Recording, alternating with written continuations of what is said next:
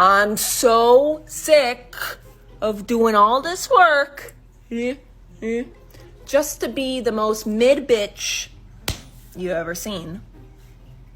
I think mid is an understatement. I'm not even sure if she's a woman. If that is a woman, it does look like she was beaten with an ugly stick. What does it mean when you text somebody that you really like, that you've been talking to pretty much every day for a while, that you just had enough week and you could really do with a hug, and they read it instantly and then don't reply for over 6 hours, and they've left you on red, but they've been on and offline? It just means they're busy, right? What does it mean? It means he's got better things to do than to validate your need for a hug. That's correct. As somebody that's been single for nearly 10 years now, I know, I've learnt a thing or two about loneliness, and everybody always asks me, you've been alone so long, don't you get lonely, don't you feel the need for somebody else, and you laugh, blah, blah, blah, blah.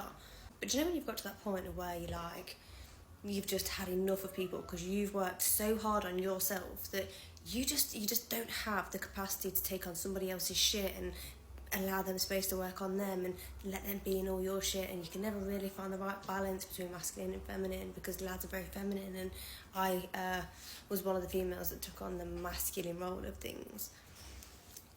And so I just wanted to talk about loneliness and put it into perspective, because I don't necessarily get lonely. Of course you don't get lonely. The cat is there to keep you company. That's right! Stop dating ugly people. No, I'm being so serious. Stop dating people that you are not attracted to. Look, I wholeheartedly disagree with giving the nice guy a chance, because more often than not, when you are out of somebody's league, you think that they're going to treat you with so much love and respect because they feel like they won you over, you're giving them a chance. In reality, more often than not, when you date below your league, that person that you're dating is going to feel very insecure within themselves, and it's not going to be the best relationship you've ever been in. And it's literally happened to me before. I was the person who gave the nice guy a chance because he treated me really well.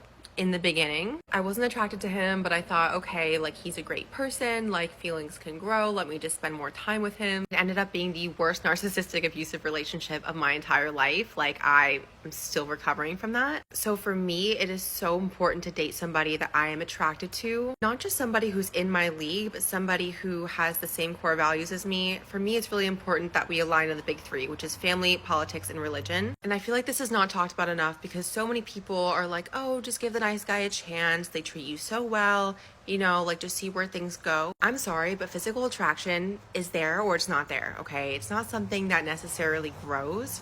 It's there or it's not. As vain as it might sound, physical attraction is so important. And look, I understand that we're just a shell of ourselves, it's what's inside that counts. However, I feel that you really need to be attracted to the person that you're dating and not just give them a chance just because they're nice to you, because more often than not, dating the nice guy does not work out. If what she's saying is true, then she is below every guy she dates and she becomes the narcissist, which explains why she's still single and keeps getting pumped and dumped. So guys, please stop giving her a chance. It's never going to work out. She is below you and you are out of her league. She's that desperate.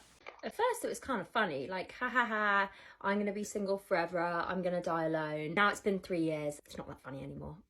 I'm at the point where I don't know if it is just me, if I'm wired weird, wired different, but I honestly don't think I'm going to meet anyone. I've obviously been dating, I've been meeting people, but I've just not had, that connection when you first meet someone and you think this is going to be something. I've not had that now, the 3 years that I've been dating. That's a lie, actually. In my 3-year stint of being single, I did date someone very, very short term before I got a DM off a girl saying she was also his girlfriend at the same time I was. But we don't count that one. I find it so hard to connect with men emotionally anyway, and that's probably a little bit down to my daddy issues. But I honestly just can't see myself truly opening up and loving a person. My past relationships, my 2 most recent ones, have been quite damaging. They were narcissists. One of them was incredibly toxic and emotionally abusive. I think I've just got to the point in my life, I've done a lot of healing, a lot of working on myself, and I'm so happy right now. My life is incredibly peaceful. I am so lucky to have so many gorgeous friends in my life, and I've just got to the point where it's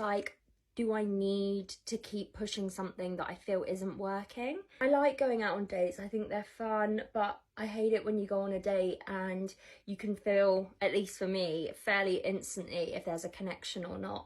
And then I sit there and dread being there for the rest of the date because I'm too much of a people pleaser to just make an excuse and go. I've mentioned this before, but I've had comments from my mum basically getting a bit concerned because I'm approaching 30 in a couple of months, and her basically saying that she thinks I could be being too picky, and basically has been bringing up the topic about freezing my eggs, having a child alone, etc. And that has even got me questioning if I even want children. You can tell by the sound of her voice that she's super high maintenance and super entitled. The fact she already mentioned she was in 2 abusive relationships tells us everything we need to know about the types of guys she goes for. She said she's already healed, but all that means is she has a bunch of friends who validate all of her delusional beliefs, and nobody holds her accountable. The only one who potentially held her accountable is her mum, but freezing her eggs has a high probability of not working, and raising a child alone is a terrible idea. So the only real solution is for her to buy some cats and live happily ever after. That's a great idea.